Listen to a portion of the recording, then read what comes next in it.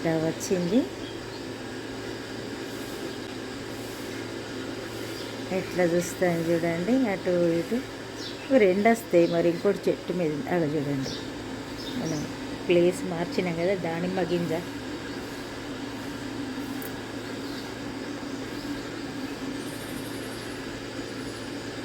ఓ ఇంకోటి ఉంది చెట్టు మీద.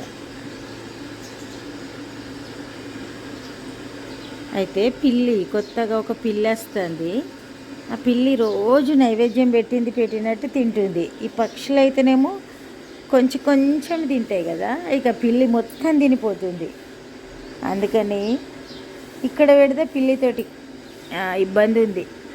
ఇక అక్కడైతే వర్షంతో పైన ఊర పిచ్చుకలు కూడా ఉన్నాయి.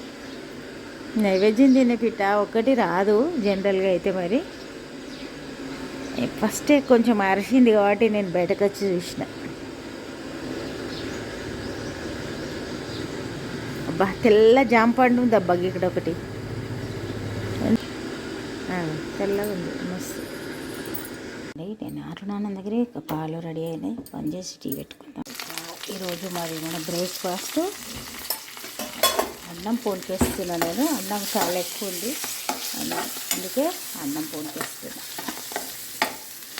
పచ్చిమిర్చి, ఉల్లిగడ్డ, కరివేపాకు, కొద్దిగా ఆయిల్ వేసిన తర్వాత ఆవాలు వేసిన. అయితే చూపించాలనుకున్నా, కాకపోతే ఇంకా మళ్ళీ మనకు వీడియో ఉండాలి కదా. ఇక్కడ చూడండి, వెల్లుల్లిపాయలు అయితే చాలా ఎక్కువ వేస్తా. వెల్లుల్లిపాయలు, ఉప్పు, కారం ఉంటుంది కాబట్టి ఇది కమ్మటి టేస్ట్ తోటి సూపర్ ఉంటుంది.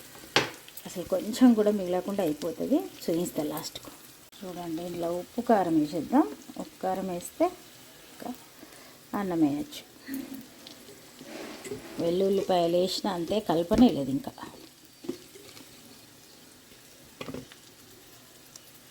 ఇక ఇప్పుడు కలిపిన తర్వాత అన్నం వేసేద్దాం.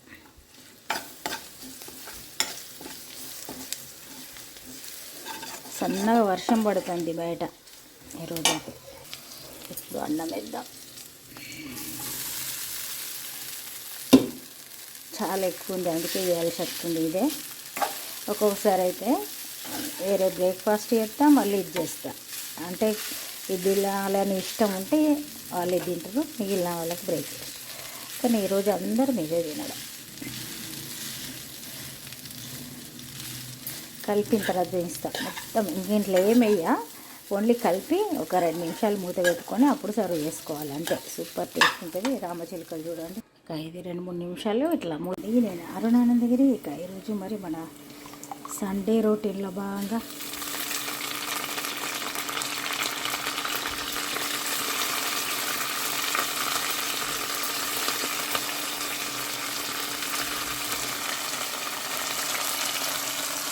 నాన్ వెజ్ కర్రీ చేస్తున్నా.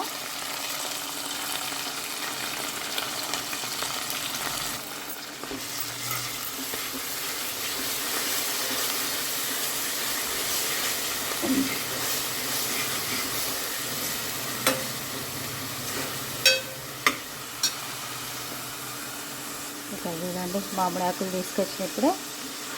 బయట అయితే సన్నగా వర్షం పడుతుంది. ఆల్రెడీ మటన్ మ్యారినేట్ చేసి పెట్టిన. చూడండి, ఇది వేసేద్దాం. అల్లం పేస్ట్ ఫస్టే కలిపి పెట్టిన. అల్లము, పసుపు, మిరప్పొడి అన్నీ కలిపి ఉన్నాయి.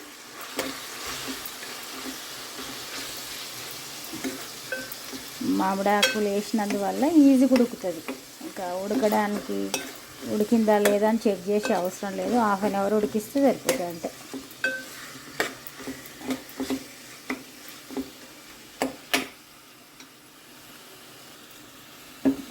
ఇక్కడ చూడండి, స్పైసెస్ నేను మర్చిపోయినా, ఇప్పుడు వేసిన. ఒకసారి అంతే, ఇంకా అన్నీ. అయితే ఎప్పుడు మనకు ఆరోగ్యం సహకరిస్తుంది అనేది ఏం లేదు. ఒక్కొక్కసారి అసలు వంట కూడా చేయాలనిపించదు. ఎన్ని ఉంటాయి, అన్నీ ఉన్నా కానీ మళ్ళీ ఇక బాధ్యతలు నెరవేర్చాల్సిందే. మన ఆరోగ్యం గురించి ఎవరికి అవసరం లేదు.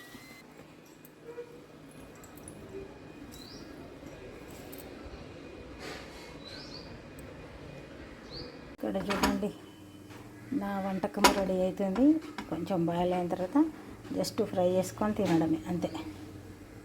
ఇది చూడండి, ఒక 5-10 నిమిషాల తర్వాత ఇట్లా స్టీమ్ అవుతుంది. అయిన తర్వాతనే మనం ఇంట్లో వాటర్ వేయాలి. అప్పటిదాకా అసలు వాటర్ అనేది వేయద్దు, ఇట్లా కంపల్సరీ ఆనియాలి. ఇది ఫస్ట్ ఒక్కొక్క వంటకానికి ఒక పాయింట్ కరెక్ట్ చేస్తే ఇక మొత్తం వంటకం అంతా బాగుంటుంది. అట్లా మనం పోపు వేసిన తర్వాత మూత పెట్టి 10 మినిట్స్ మినిమం ఇంకా ఉంచిన తర్వాత తీసి ఇక ఉప్పు వేసి ఇప్పుడు వాటర్ వేయాలి. మామిడాకులు ఉన్నాయి కాబట్టి ఇక ఇప్పుడు 10 నిమిషాల తర్వాత ఉప్పు వేసినా ఉడకదనే సమస్య ఏం లేదు, ఉడుకుతుంది. ఇక ఈ మామిడాకులు మనం శుభకార్యాలలో వాడుకునేటివే అవే కాబట్టి మనకు మటన్లో కూడా వేసినందువల్ల మనకేం నష్టం లేదు. మామిడి మనం తినదగిందే. కొన్ని తెలియక చేస్తే విషపూరితం అవుతాయి కదా, అట్లా అనుకుంటారని చెప్తున్నా. కొత్తగా తెలియని వాళ్ళకు ఏంటి అనుకుంటారు, అందుకని చెప్తున్నా.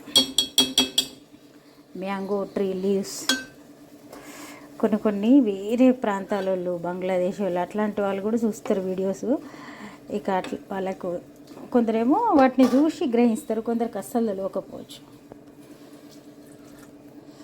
ఇక రీసెంట్గా యూట్యూబ్ ఇంకో కొత్త అడ్వాంటేజ్ కూడా ఇచ్చిందట కొన్ని ఛానల్స్కు. అంటే వేరే భాష వాళ్ళు చూస్తారు కదా మన ఛానల్ను, వాళ్ళు ఏ భాషలో చూస్తే ఆ భాషకు మార్చుకొని చూసుకునే వీలు కూడా ఉందట. కానీ ఇక అది కొంచెం పెద్ద ఛానళ్ళకి ఇస్తారనుకుంటా, నా ఉద్దేశం అయితే అట్లా. నాకైతే తెలిసినంత మటుకు నేను అట్లా అనుకుంటున్నా. మరి అంటే ఉప్పేద్దాం, బగారా అన్నం కూడా వేస్తున్నాం. ఇక సింపుల్గా ఇట్లనే ఉంటుంది ఎప్పుడు సండే దాదాపుగా.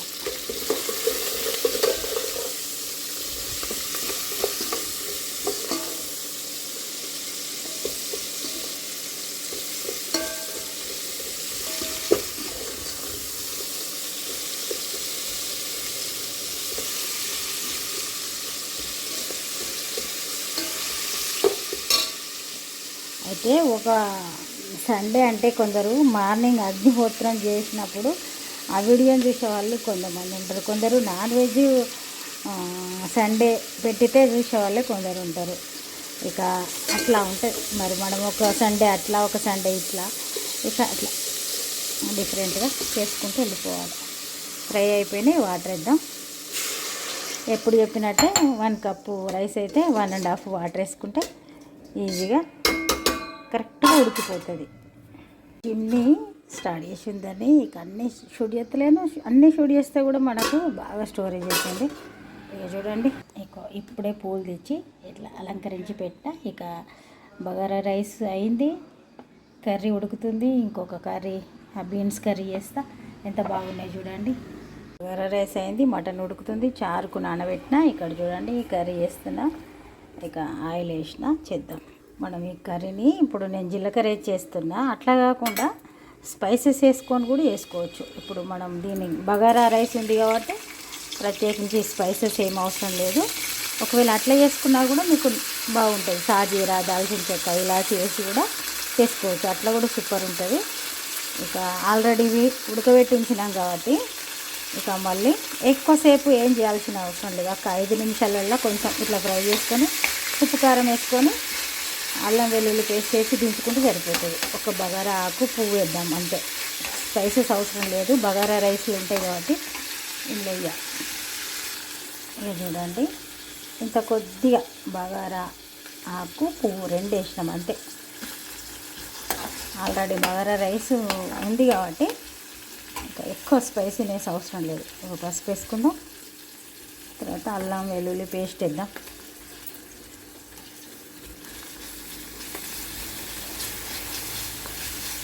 అయితే నేను మళ్ళీ కర్రీ చేసుకోవాల్సి వస్తుంది. అంతకుముందు కూడా నాన్ వెజ్ బాగా ఏం తినకపోయేదాన్ని, కాకపోతే వండినప్పుడు ఇంకా అదే ఇంత ఏదో ఒకటి వేసుకొని పీసెస్ ఎక్కువ తినా, ఏదో ఒక ఇష్టమైంది ఎంతో కొంచెం తిని అడ్జస్ట్ అయ్యేదాన్ని. ఇప్పుడు ప్రత్యేకించి మళ్ళీ వంట చేసుకోవాల్సి వస్తుంది. కాకపోతే ఒకటి అనుకున్నాక దానికి కట్టుబడి ఉండాలి. మనం ఏదైనా కానీ ఫస్టే నిర్ణయం తీసుకోవాలి. ఇదొకటి కొంచెం రిస్క్ అవుతుంది, కానీ ఇక అట్లని నేను మనం అనుకున్న లక్ష్యాన్ని అస్సలు విడవద్దు. ప్రతి సండే కూడా మళ్ళీ నేను వేరే కర్రీ చేసుకోవాల్సి వస్తుంది అని మరి నేను అనుకున్న లక్ష్యాన్ని వదిలిపెట్టేది ఏం లేదు. అట్లా అందుకు చెప్తున్నా. ఇంకా అంతే, ఒక 5 నిమిషాలు మగ్గిన తర్వాత బంద్ చేసుకుంటే సరిపోతుంది. నాకు ఇప్పుడు అవుతుంది, సాయంత్రం అవుతుంది, అంతే సరిపోతుంది.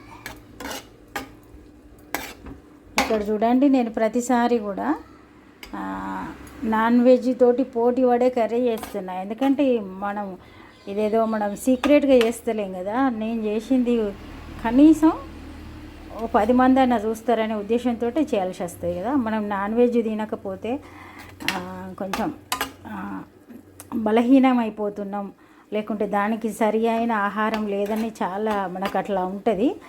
అట్లేం లేదు. ఇక చూడండి, గింజ ధాన్యాలు, పప్పులు, గింజ ధాన్యాలల్లో మనం నాన్ వెజ్ తోటి పోటీ పడేటట్టే మనం దానిలో ఎంత ప్రోటీను, పోషక విలువలు, క్యాలరీస్ అన్నీ ఎట్లా అందుతాయో అంతకంటే ఎక్కువనే ఉంటాయి, కానీ తక్కువేమి ఉండవు. అట్లా ఆలోచించే వాళ్ళ కోసం చెప్తున్నా. ఇక ఇప్పుడు మూత పెట్టి ఒక 5 మినిట్స్ తర్వాత స్టవ్ బంద్ చేసుకుందాం.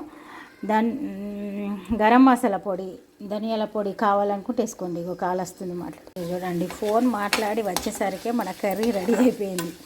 దీన్ని బట్టి మీరు అర్థం చేసుకోవచ్చు ఈ కర్రీ ఎంత స్పీడ్గా అవుతుంది అన్నది. స్పీడ్గా అవుతుంది, హెల్దీ డిష్, మంచి క్యాలరీస్ అన్నీ ఓకే. ఇది 2 టైమ్స్కి నాకు ఇది సరిపోతుందని చేసిన, అంతే. చారు కూడా చేసేద్దాం. చారు చేస్తే కూడా ఇంకా పని అయిపోతుంది. దీని మీద మూత పెడదాం. ఆల్రెడీ ఉడికిన ముక్కలే ఉడకబెట్టింది కాబట్టి మళ్ళీ ఎక్కువసేపు చేయాల్సిన అవసరం లేదు. స్టవ్ బంద్ చేద్దాం. మన వంట అయితే అయింది, చూద్దాం రండి. మరి చూడండి, బగారా రైస్, ఇదైతే మటన్ కర్రీ, తర్వాత చారు, తర్వాత ఇవైతే నిమ్మకాయలు, ఇవన్నీ. తర్వాత ఇది నేను బీన్స్ కర్రీ చేసిన కదా అది. తర్వాత ఇక పెరుగు ఇక్కడే ఉంది, పెరుగు. ఇది మన లంచ్. నాన్ వెజ్ తోటి పాటు చారు కూడా ఉండేటట్టు చూసిన. తర్వాత పెరుగు, ఇక ఇదేమో బీన్స్ కర్రీ. ఇక ఇప్పుడు చూసినాం కదా మనం ఇంతకుముందు. చూడండి, ఇది మన లంచ్ అయితే ఇట్లా ఉంది. మరి బయట అయితే సన్నటి వర్షం పడుతుంది. ఇక చారు అవసరం ఉండకపోవచ్చు, కాకపోతే ఒక్కొక్కసారి అబ్బా చారు లేదా అని అంటారు. అందుకని వాళ్ళకి ఎక్కడ ఛాన్స్ ఇవ్వకుండా చూసుకుంటా నేనైతే. ఇక ఇది విషయం. మరి ఈరోజైతే మరి ఇట్లా లంచ్ రెడీ అయిపోయింది. ఇక ఈరోజైతే ఇంతే. రేపు ఒక మంచి ఉడితేటి మళ్ళీ వెళ్దాం. అప్పటివరకు బాయ్.